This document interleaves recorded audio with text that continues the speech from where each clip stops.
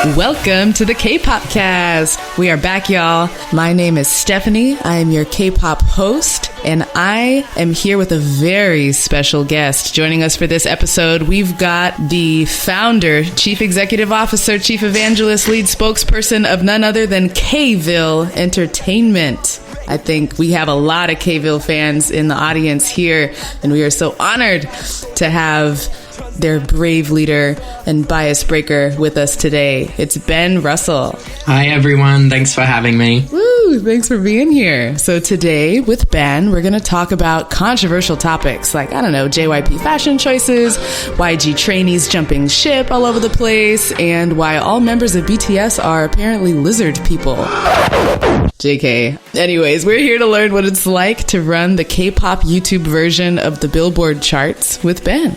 And how can I forget? We have DJ P-Lo in the house. Hello. What's up? Hello. And Baby Carson is here as well. Baby Carson, newest Kpopcast host. So, Ben, for the 1% of Kpopcast listeners who have never seen a K-Ville video, most of them probably have and don't even know it, but how would you describe what K-Ville is for someone who's not familiar? K-Ville Entertainment is mostly a YouTube channel for people to discover new K-pop songs and really get to know all about the genre of music. We do K-pop charts where fans get to vote for their favorite songs. We also let people know when there's new releases or do educational videos about groups, evolutions, or even just classic K-pop songs so that casual fans can dig deeper and catch up on the history. One thing that I've always relied on as a K-pop DJ is that I need to get a sense on what's actually popular right now. And K-Ville has always been like my number one go-to source for getting exactly that information. Thank you. Plus, it's something I watch every Saturday with my son, and we get excited every single time we see Soyeon on the charts. Is that you and your son, or just you? Well, definitely him, of course. I mean, You're teaching him to get excited for something? Yeah, that's right. Very cute, very cute. Yes, I am a big fan of K-Ville as well. I use it. I think we're all going to go around and say how we use it in our everyday routine.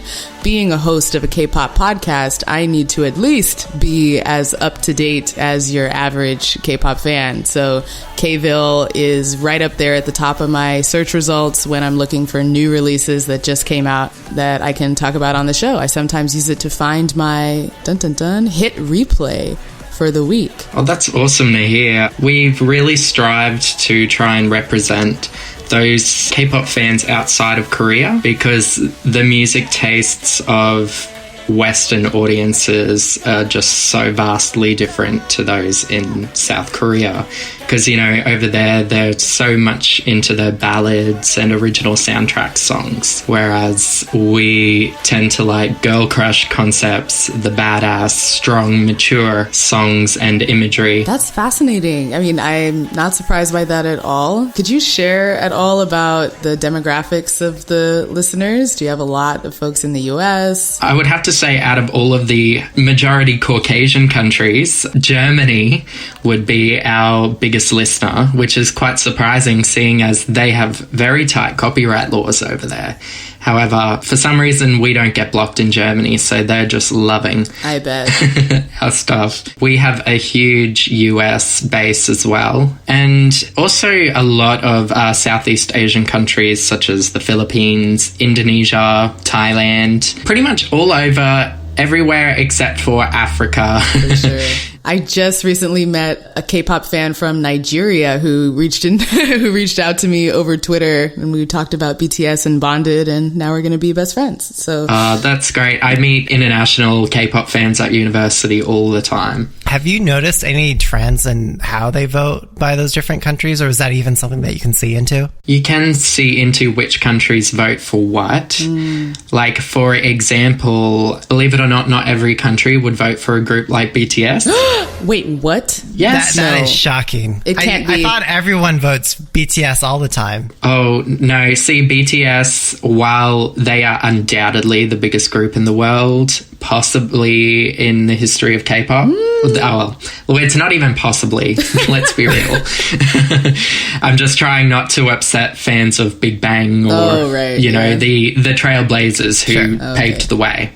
But right as it stands right now, no one's really achieved this level of success. Yep. So, for example, Southeast Asian countries such as Thailand would probably tend to vote for GOT7. Really? Because GOT7 has a Thai member. Yes, they do. Bam, bam. Yeah.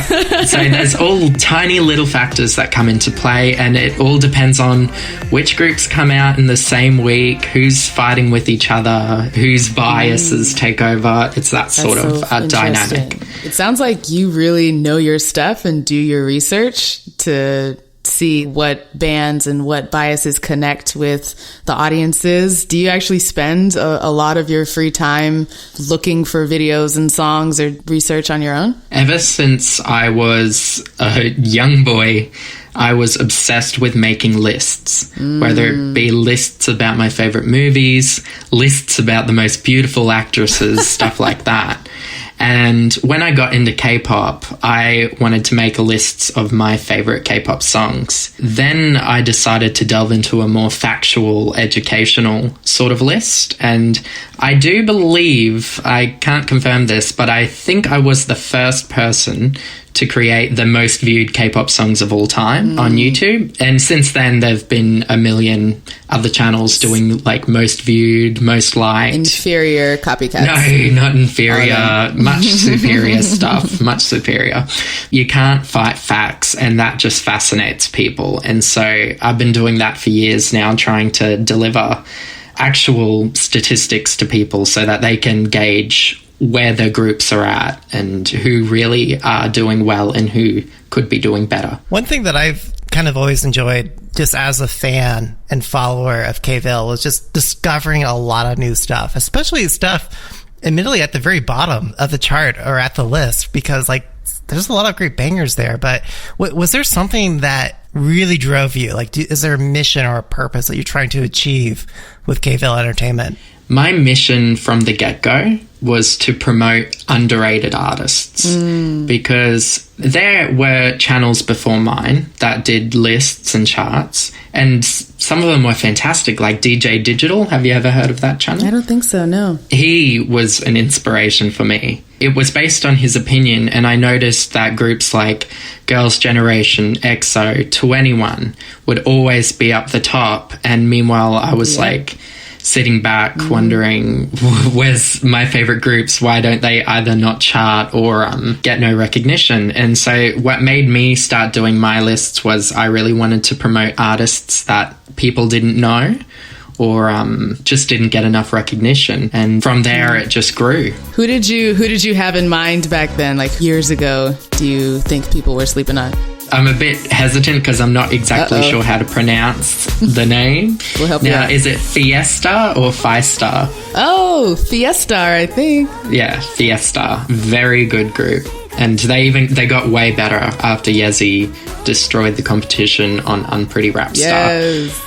Awesome. And then who is maybe an underrated artist right now? La Boom. Or La Boom, or however you pronounce it. No, I don't know. Peter, do you know La Boom? Oh, hella no La Boom. Yeah, they're fake guns, pew, pew. They've got a lot of other really funny songs. Very cute, Aegyo, as well. I'm not much into the Aegyo concepts myself. Me neither. Yeah. Okay. Peter can have all of them. La Boom just has such beautiful, unique songs, in my opinion. They have the Aegyo cookie cutter stuff. Not that there's anything wrong with that. If you dig deeper into their discography, you're going to find some absolute masterpieces. Masterpieces. Wow, I need to get up on those. It really stuck out that you said you can't argue with facts, or that people really want more facts and statistics in their life. And I think that's really true. In the K-pop scene, seeing what songs get onto the Inkigayo and the Mnet countdown, like that's always a fun experience, but it's so narrowed and structured with, well, what label has a deal with what TV network? And I think seeing more democratic poll results can be even more exciting for the fans outside of Korea. Yeah. Where do you get the statistics or data? Because you're like updating this really often. I just want to touch on, you made a point about Korean TV and you not being able to trust the programming or the awards. You're absolutely right. I do not trust a single show or a single awards ceremony there, because at the end of the day, it comes down to advertisers getting paid, companies getting exposure. There's a whole lot of factors in there. You just have to look at the debut of X1 and the results of the show that they came from. It's, I shouldn't say rigged. It's not rigged. Like, do we have a lawyer? Do we have a lawyer here? We have no illusions. Allegedly. Sure, allegedly rigged. I'll go with that. Yes, it's almost certainly allegedly rigged. You can't really trust what you see on TV. And I think K-Ville has built up that trust over a period of, it's been, must be 5.5 years now. I think so. We've never had dodgy result.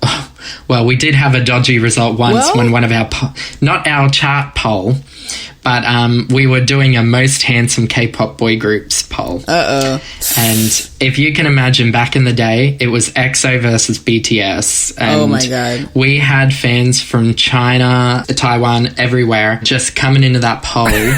Of course they did. No. And eventually they crashed the poll and we couldn't release the results. Like, the poll just exploded and died.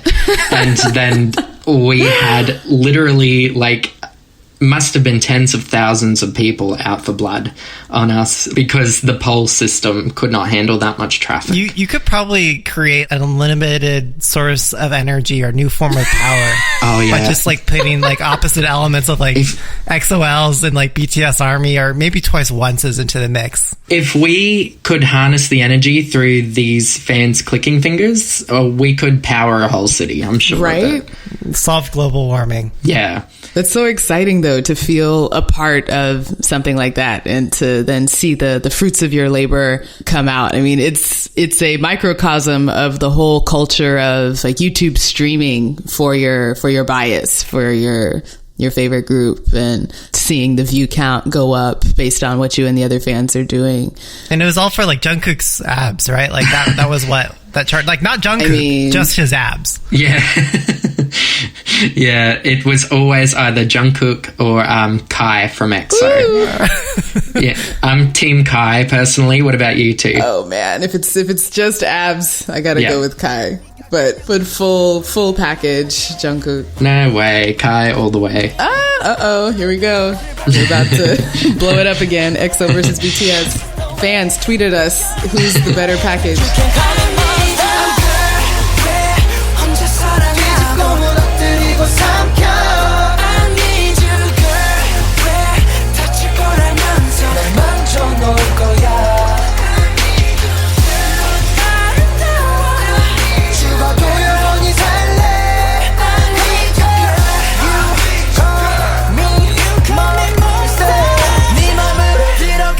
So I wanted to go back to asking again, what's your maybe editorial process for picking, well, what kind of evolution video or top 10 am I going to do today? Do you have a team? Is it just you editing, splicing all those clips of 100 songs every week? You said you're in university. Take us behind the scenes. I wish I had a team. I had a team 2 years ago.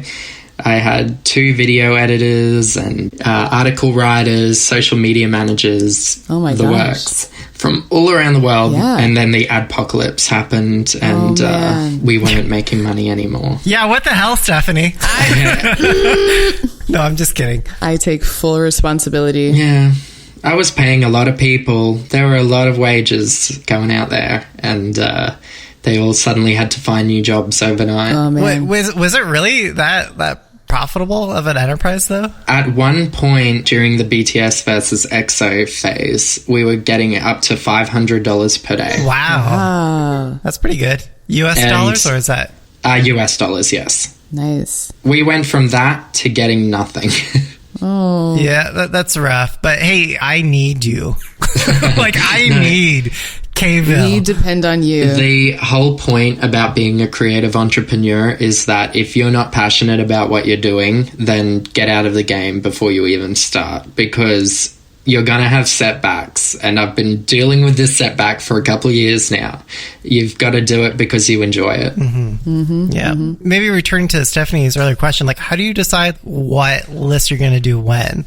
Because, I mean, surely you can't just be like EXO versus BTS all the time. I mean, I would. People get tired of me.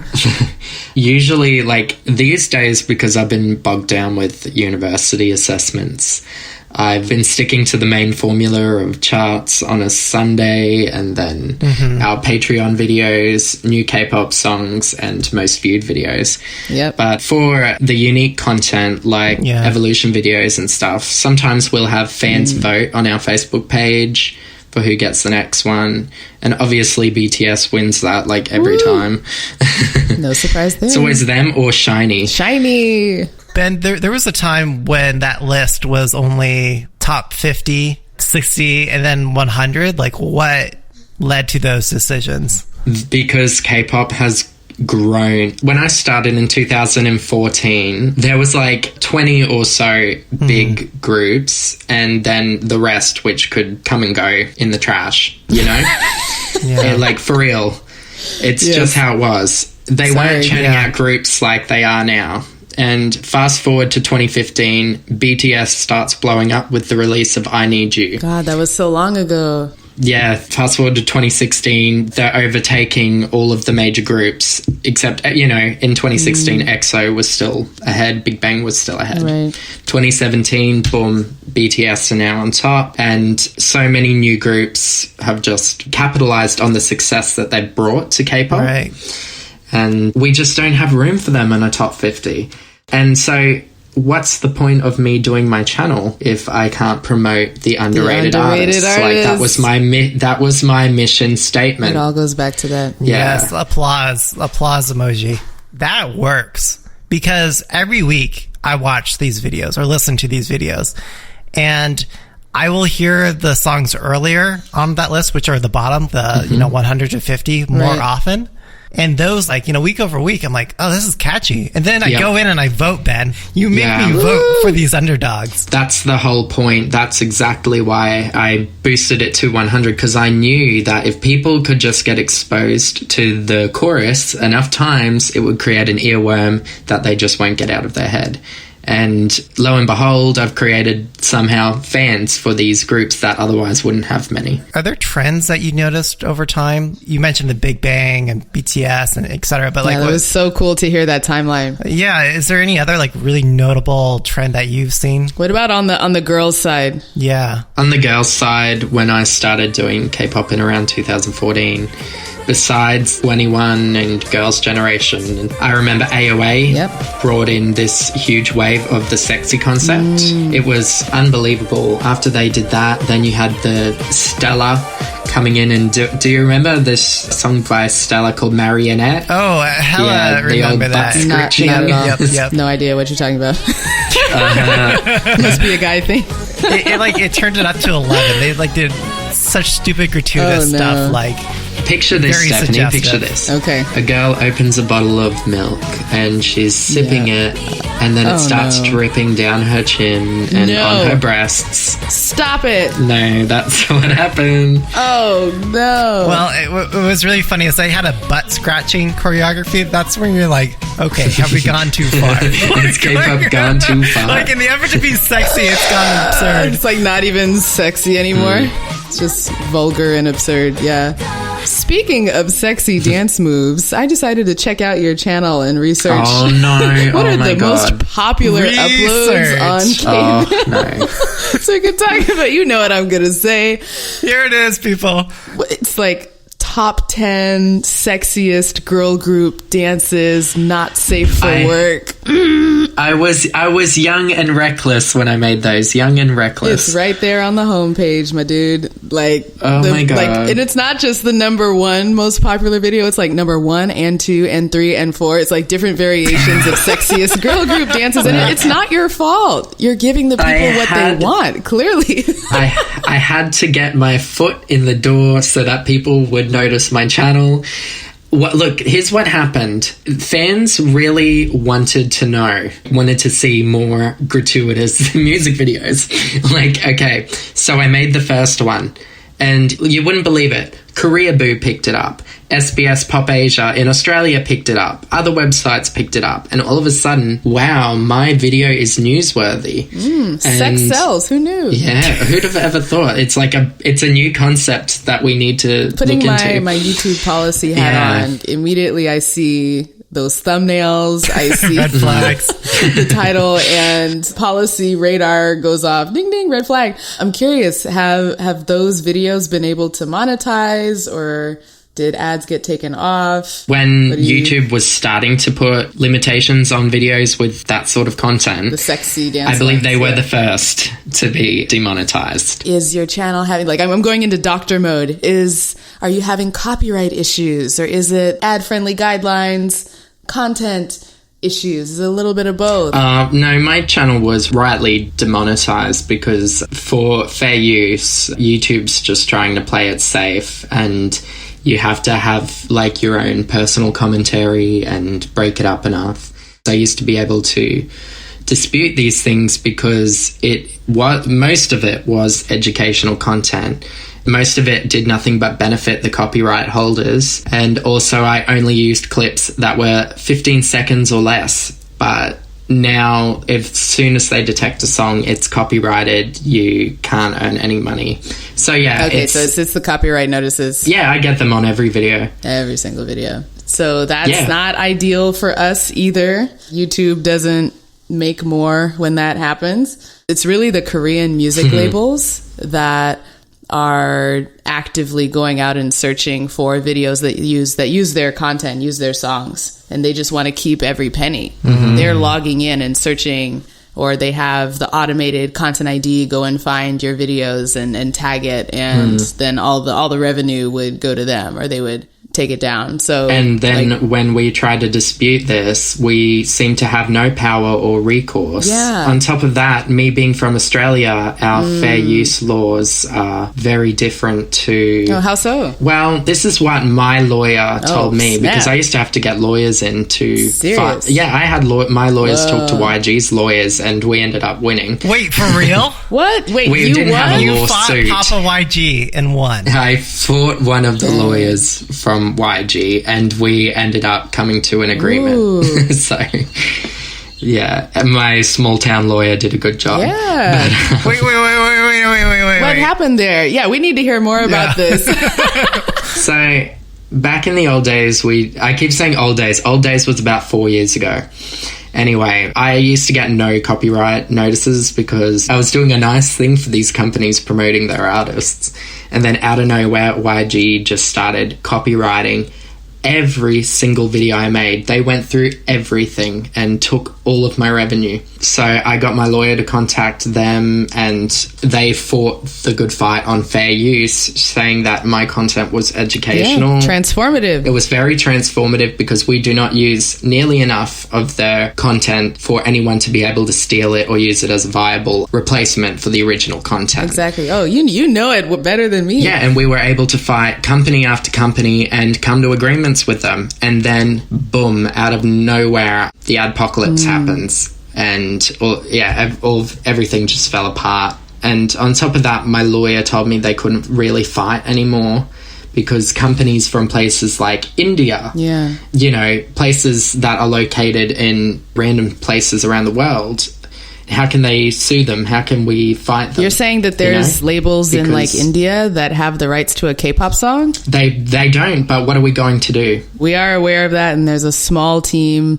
that goes after folks like that and investigates them and takes their account away. But it's whack-a-mole. Hey, I am happy to pass along any tips and reports. Awesome. So if you have people you want to go down, let me know. Yeah, See, I don't blame the staff of YouTube. I don't think anyone does. It's more just we have no power over our own content anymore, and it's just sort of scary. Yeah. So for a while, it sounds like you were in conversation with all the major K-pop labels. Well, I wouldn't say all of them. I've never had a problem with SM Entertainment. Really? But I have talked to SM has Shocking. just been wonderful to Of me. all of them. Yeah. I'd be like, SM would be the one to go after the little guy. No, YG Entertainment came after us first. Well, they've got such good publicity right now. They've got everything They're going for getting them. theirs. Yeah, let's just call this karma for everything they've done to me. Exactly. Yeah, JYP, Cube was a bad one. Oh, really? They didn't particularly come after me, but they came after reaction channels hard. Really? But I don't particularly defend reaction channels. Back in the old days, reaction channels were pathetic. But we've evolved Have they? to a higher state of reaction. 5% are actually The good. ones that would I know this is annoying to disturb the flow of the music and everything, but the ones that would pause and comment and give analysis and stuff, kind of see, I'm not the biggest fan of, is it J. Rekmal or Jarekmal? Oh, yeah, JREKM. Yeah. He, for me, transformed it enough in which, you couldn't use it as a replacement for actually watching the music video. Right. Whereas other ones would just sit, watch the music video, and Watch then talk it. about it. And then it means their audience don't have to go and watch the music video to see what it's all about. So they were taking money and views away from these groups. So... yeah, I couldn't defend them, and I never really did, but I would defend those who transformed it enough. But when you were having each of those discussions with all those labels, you were just like, again, fair use here, and they would just be like, okay, they would kind of just shrug it off, fair enough, and give up, or... It wasn't that easy. I remember my battle with YG lasted a few months, just a lot of emails. And eventually they just caved in because they realized we were going to throw down and it wasn't worth it. We're just one channel of many, and we were actually going to fight them. So they just thought, just let them have That's their how cake. you do it. Wear them down. Well, that's usually what the major, multinational corporations end up doing, actually. It's usually the other way around. But I'm surprised that, you're doing them a service and a win here. You're driving traffic. You're getting people to buy their music and stuff. I'm just surprised that they take that approach. I mean, surely there's a way, right? It's definitely, this is why you don't want those unlistings. There's got to be a way where we can make this win-win for everyone. Turn those clips into money for the actual artist or label. Even if I could go to Korea and meet with every company and get them to whitelist my channel, it's still YouTube's policy that my channel does not meet the criteria. So What criteria are you talking about? it's not transformative enough. There's no added commentary. I'll try and put in a good word with you. I know those guys. Fingers crossed. Fingers crossed. But even then, if you can't, I understand. They probably just don't get K-pop in general. They need my expertise in there. Just beg them. Make it happen, Stephanie. Make it happen. Okay, we'll report back with the results. I'm going to do it, you guys. Tell them I'll do anything. Just give me my money back.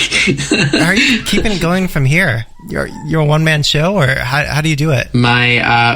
We have 2 staff members at K-Ville now. Myself, and I'd make all the videos and do some of the posts on Facebook. But then we have Diana from New Zealand.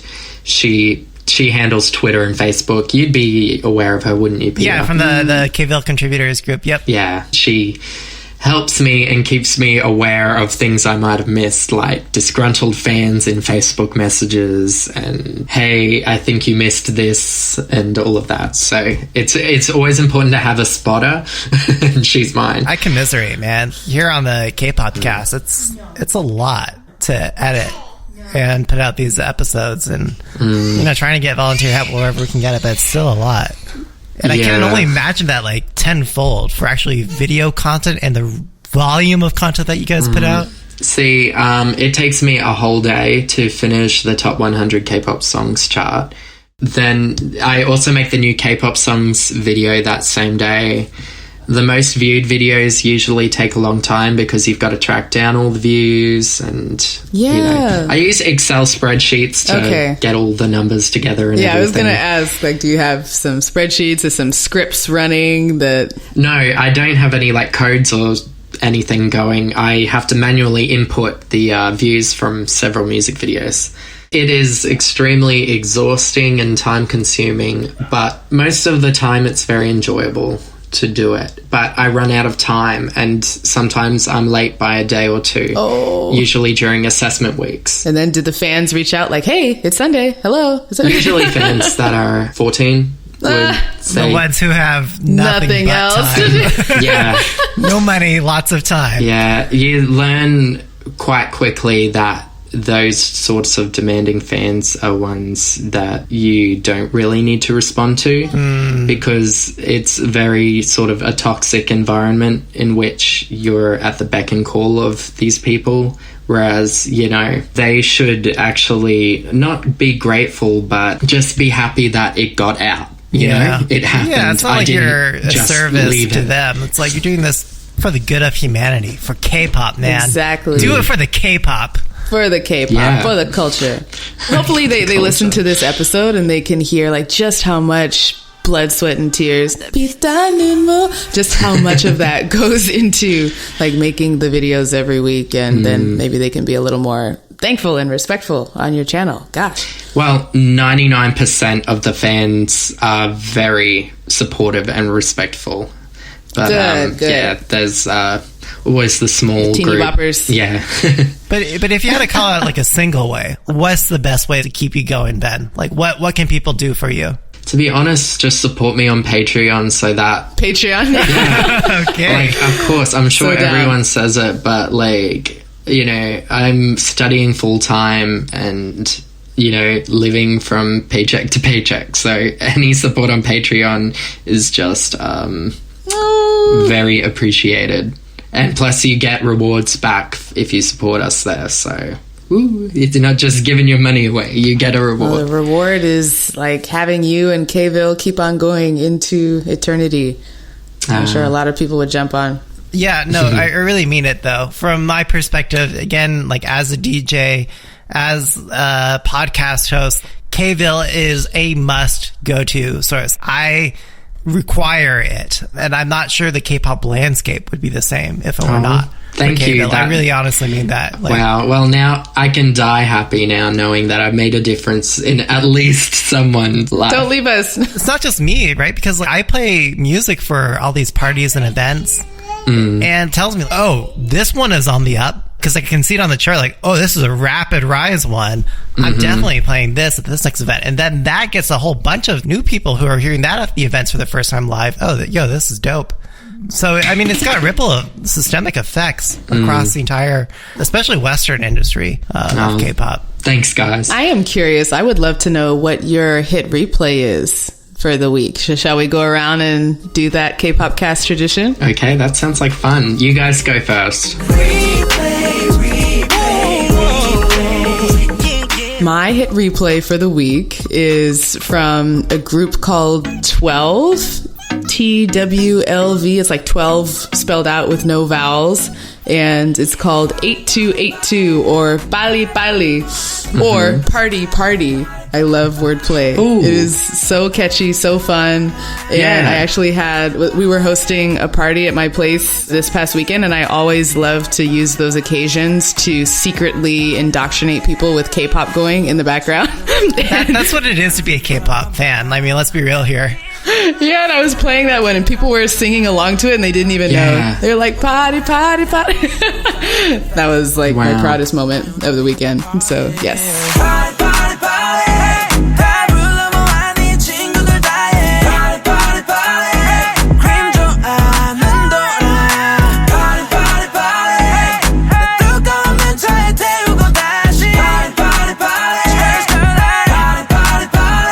That's it. How about Peter? Go for it. I was trying to go to K-Ville right now to figure out what I should be listening to. But actually, now that I think about it, my real hit replay is by AOMG Official. You're kidding. Simon Dominic. Oh. And his song, Make Her Dance. Oh, Not the booty one. Peter, Yes, you guys already know what it is. God. Come on. There was like barely enough booty. He came out with a few songs recently, but I knew which one. When you said Simon, I was like, I know Peter wants the booty song. Booty. That's why I like it. Show me how you do it. Do your camera now, mic it. Boom, some micro dance boom, some micro dance boom, some micro dance boom, some micro dance boom, some micro dance boom, some micro dance boom, some micro dance boom.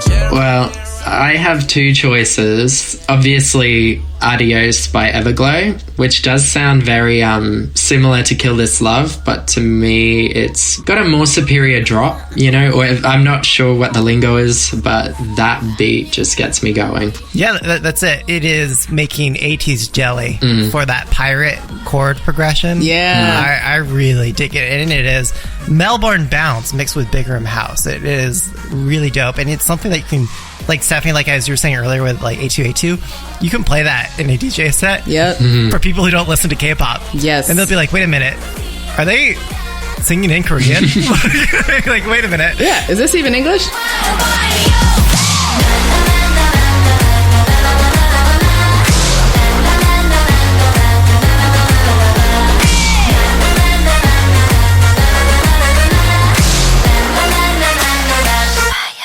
All right, what's number 2? I'd also like to recommend Bad Habits by an artist called Sean.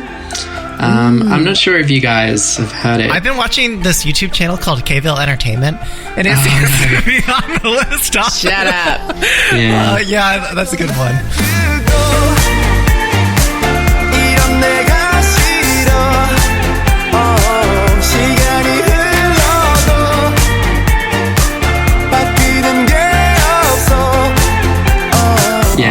I'm just gonna go on a K-Ville binge right after this. I don't know about y'all. Gonna have some popcorn, just put it on into the night. Well, it's also one of those good things, honestly, like similar to podcasting. Ben, I hope you don't take this the wrong way, but it's really good to have in the background while you're cleaning and stuff, because you're trying to be like, okay, what's current right now, and you're kind of listening, or you're feeding your son or something. So it's really good for that purpose as well. Yeah. See, I do that too. I put it on in the background as well, and sometimes I just want to hear the chorus and not the whole song.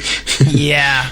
And that's what it is as a DJ too. I played verse 1, chorus 1, and then you're out. Maybe chorus 2 if the crowd really digs it, but like, no. Like, you're doing it wrong if you get to the third chorus.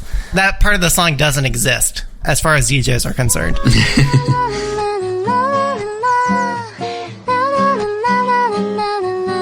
Just feel it.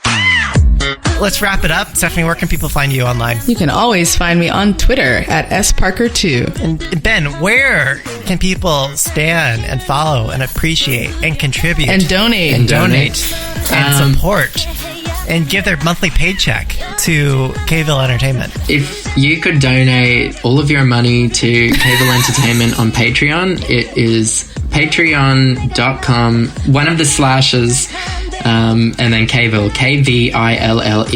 It's as simple as that for Patreon. If you want to find us on YouTube, Facebook, or Twitter, just type in the search bar K-Ville Entertainment and we'll be the first thing that pops up. Yeah, because y'all are killing it at SEO. Woo! Should I take out a small loan to support you guys? Take out a big loan. Can you put in an investment? I'll give you a share of the company, like 5% for $1 million. Oh, 5% opportunity. Okay. That's a lot, man. Yeah. All right, let's talk business after this. I'm interested. Oh, deal. And I'm at DJ Peter Lowe. Don't forget to thank our editors for the Kpopcast. It's Jenny and Camilla. Thank you. We'll put their handles and descriptions into the show episode description. And follow the Kpopcast at the Kpopcast on Twitter, or just Kpopcast on Camino.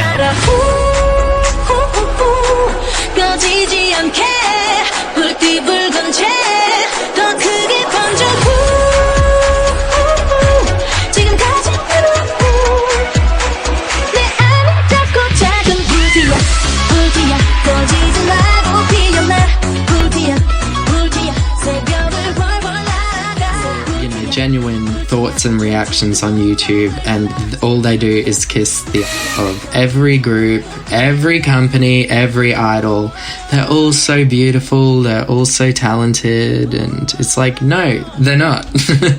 So yeah, I mean, some songs aren't Daebak. Yes. Don't you dare say anything bad about Soyeon. Because Soyeon is like the best talent of this day and age. Like she's the rapper, isn't she? Renaissance the rapper of our time. Like she is. No, Peter, I completely agree. She is phenomenal. That's right, and you should all stand Soyeon And Chungha. Yeah, Chungha, absolutely. You can love her too. Oh, but mainly Soyeon. Okay, great. Definitely. As long as I can still love Chungha. However, Team Sunmi over Chungha any day. Actually, that's the real powerhouse trio There's right so there. few solo ladies keeping it real out there. We should all just support each other.